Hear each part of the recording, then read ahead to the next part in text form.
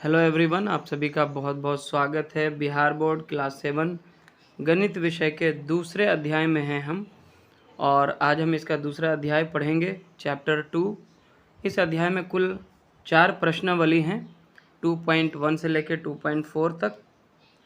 हम इन चारों प्रश्नावली को 1 बाय 1 सॉल्व करेंगे, लेकिन प्रश्नावली को करने से पहले हम इस अध्याय के तथ्यों को ज़रूर से सीखना चाहेंगे, जानना चाहेंगे, सो दैट कि ये चारों प्रश्नावली आप आसानी से समझ सकें, इसको हल कर सकें।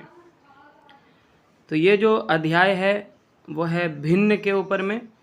भिन्न एक प्रकार की संख्या होती है जिसको हम फ्रैक्शन भी कहते हैं। इससे पहले हमने प्राकृत संख्याएं, पूर्ण संख्याएं और पूर्णांक के बारे में जानकारी हासिल कर ली है। आज हम इसी सीरीज़ में आगे बढ़ते हुए भिन्न संख्याओं को जानेंगे। तो आइए शुरू करते हैं आज का ये वीडियो लेसन। ज़रूर से अंत तक देखें सो दैट कि आप इसके चारों प्रश्नावली को आसानी से सॉल्व कर सकें। इंट्रोडक्शन में सबसे जो पहला पॉइंट है वो है, क्योंकि ये भिन्न संख्याओं के ऊपर है अध्याय, तो सबसे पहले हम ये जानना चाहेंगे कि भिन्न क्या होता है, भिन्न संख्याएं किसे कहते हैं। भिन्न को हम फ्रैक्शन भी कहेंगे। एक ऐसी संख्या जिसमें अंश को हम न्यूमरेटर तथा हर यानी कि डिनोमिनेटर होता है, वह संख्या भिन्न कहलाती है। इसे P/Q के रूप में लिखा जाता है, जहाँ Q जो है वो ज़ीरो नहीं होना चाहिए, यानी कि इसका हर कभी भी ज़ीरो नहीं होना चाहिए। जैसे 5/0, 3/0, ये भिन्न संख्या नहीं होगी, ये अपरिभाषित होती है।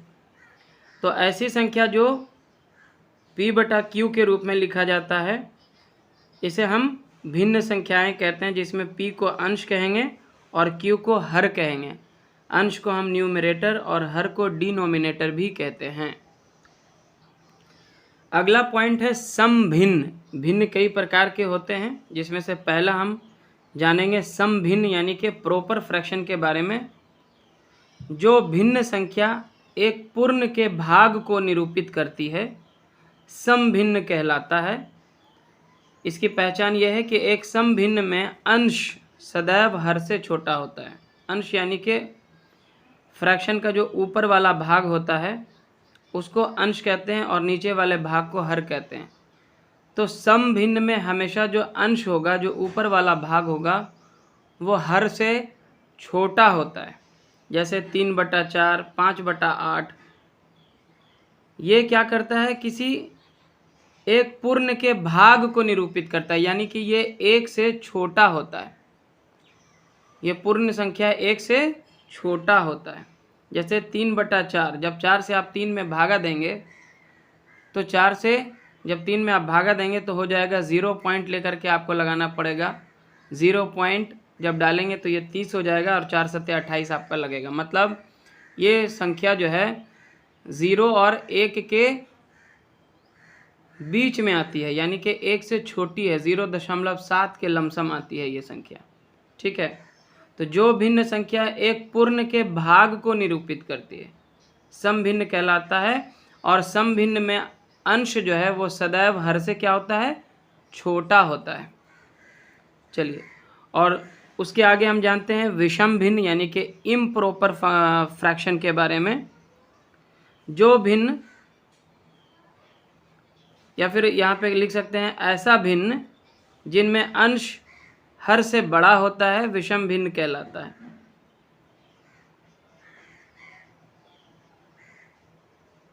अच्छा, वो भी चलेगा। वो भिन्न जिनमें अंश हर से बड़ा होता है विषम भिन्न या इम्प्रॉपर फ्रैक्शन कहलाता है। इसमें देखिए अंश बड़ा है और हर छोटा है, ठीक है, तो इसको हम इम्प्रॉपर फ्रैक्शन कहते हैं। ये 1 से बड़ा होता है। 3 से जब आप 4 में भागा देंगे तो 3 इकाई 3 लगेगा और उसके बाद पॉइंट देके आप बढ़ सकते हैं। और उसके बाद है मिश्रित भिन्न। ठीक है, मिश्रित भिन्न के बारे में हम जानते हैं। मिश्रित भिन्न क्या होता है, एक मिश्रित भिन्न में एक भाग पूर्ण होता है और एक भाग भिन्न होता है। जैसे 1 पूर्णांक 1/3। ठीक है, इसमें एक जो है ये पूर्ण भाग को दिखाता है और उसके बाद ये किसी पूर्ण संख्या के भाग को दिखाता है, मतलब 3 में से 1 भाग है ये, ठीक है। तो इसको हम इस प्रकार पढ़ते हैं 1/1/3, 1/3/5, ठीक है। ये आपका जो है मिक्स्ड फ्रैक्शन या मिश्रित भिन्न कहलाता है। मिश्रित भिन्न को हम विषम भिन्न में बदल सकते हैं। इसके लिए हमें क्या करना पड़ता है, जैसे 1/1/3 है तो इसको इससे गुना करना पड़ता है और उसमें अंश को क्या करना पड़ता है, जोड़ देना पड़ता है। तो हो जाएगा 3 इकाई 3 और 1 4/3, मतलब 1/1/3 को हम 4/3 भी लिख सकते हैं।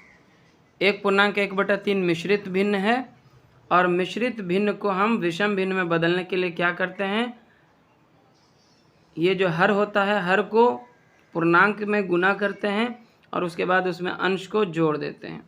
तो 3 इकाई 3 1 4 हो जाएगा ऊपर में, और नीचे जो हर है वो हर वैसा ही रहेगा। इसी प्रकार आप विषम भिन्न को मिश्रित भिन्न में बदल सकते हैं। अब 3 को आप 4 में जब भागा दीजिएगा 3 से 4 में, तो 3 इकाई 3, 1 बच जाएगा यहाँ पे। तो जो भाग दे करके भागफल आता है वो पूर्ण भाग होता है, और जो शेष बचता है वो अंश बन जाता है, और जो भाजक होता है वो हर बन जाता है। इस प्रकार जो है आप मिश्रित भिन्न को विषम भिन्न में और विषम भिन्न को मिश्रित भिन्न में बदल सकते हैं। एक और बिंदु है वो है तुल्य भिन्न। तुल्य भिन्न क्या होता है, इसको हम इक्विवेलेंट फ्रैक्शन भी बोलते हैं। किसी भिन्न का तुल्य भिन्न ज्ञात करने के लिए आप उसके अंश और हर को एक समान शून्योत्तर संख्या, शून्योत्तर संख्या का मतलब होता है शून्य को छोड़कर, जैसे 1 2 3 4 5 10 20 50 इत्यादि से गुना कर सकते हैं। जैसे 5/8 के जो तुल्य भिन्न हैं, जो इक्विवेलेंट फ्रैक्शन हो सकते हैं, वो देखिए 5/8 में अगर हम दोनों ऊपर नीचे 2 से गुना कर दें अंश और हर में, तो हमें जो प्राप्त होगा वो हो जाएगा 5 दूना 10 और 8 दूना 16। ये 5/8 के तुल्य भिन्न है, मतलब इसका भी मान 5/8 के बराबर ही होगा। जब आप इसको काट देंगे तो 2 5 10 2 8 16, 5/8 ही आ जाएगा। इसी प्रकार 5/8 के अंश तथा हर में जब हम 3 और 3 से गुना कर देते हैं 3/3 से, तो यहाँ पे हो जाएगा 5 तिया 15 और यहाँ पे हो जाएगा 8 तिया 24। इसका मान भी 5/8 ही होगा। देखिए जब आप इसको 3 से काटेंगे तो 3 5 15 और 3 8 24। तो इस प्रकार जो है ये इसके तुल्य है, मतलब बराबर है, बराबर भिन्न है। दोनों की वैल्यू क्या है, बराबर है, तुल्य है, ठीक है। आगे जानते हैं हम भिन्न का सरलतम रूप। भिन्न का सरलतम रूप क्या होता है, सरलतम रूप को हम सिंपलेस्ट फॉर्म भी कहते हैं। जब एक भिन्न के अंश और हर में एक के अतिरिक्त कोई अन्य उभयनिष्ठ गुणनखंड ना हो तो वह सरलतम रूप या न्यूनतम रूप, जिसे हम सिंपलेस्ट फॉर्म या लोएस्ट फॉर्म भी कह सकते हैं। जैसे मान लिया जाए एक फ्रैक्शन है 15/24 ही को ले लेते हैं।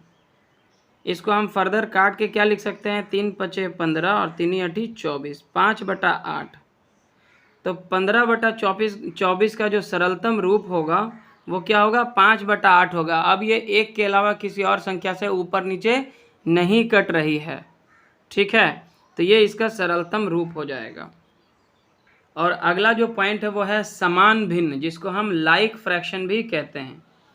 एक समान हर वाली भिन्न, एक समान हर वाली भिन्न समान भिन्न कहलाती है। जैसे 1/16, 2/16, 3/16। इसमें देखिए तीनों का हर क्या है, समान है, तो ये समान भिन्न कहलाएंगी, ठीक है। और असमान भिन्न जस्ट इसका क्या होगा, अपोजिट हो जाएगा। असमान हर वाली भिन्न को असमान भिन्न कहते हैं। जिसका हर बराबर ना हो, ठीक है, उसको हम असमान भिन्न कहते हैं। जैसे 7/25 है या 7/28 है, ठीक है। कोई ज़रूरी नहीं कि अंश बराबर हो, यहाँ पे हर अलग अलग होना चाहिए, ठीक है। असमान हर वाली भिन्न को असमान भिन्न कहते हैं। यहाँ पे कुछ और इम्पोर्टेंट तथ्य है, इसको ज़रूर आप ध्यान से देखें समझें। समान हरों वाली भिन्नों में बड़े अंश वाली संख्या क्या होती है, बड़ी होती है। मान लिया जाए यहाँ पे 2 भिन्न संख्या हैं, एक है 3/4 और दूसरा है 2/4। तो इसमें दोनों के हर क्या हैं, समान हैं, दोनों के हर क्या हैं, समान हैं। तो जब दो ऐसा भिन्न जिसके हर समान हों तो उसमें जिसका अंश बड़ा होगा वही बड़ी हो जाएगी। तो यहाँ 3/4 जो है वो 4 में से 3 हिस्से को दिखाता है, 4 में से 3 हिस्सा, और 2/4 ये जो है 4 में से केवल 2 हिस्से को दिखाता है। तो ज़्यादा हिस्सा किसके पास है, 3/4 के पास है।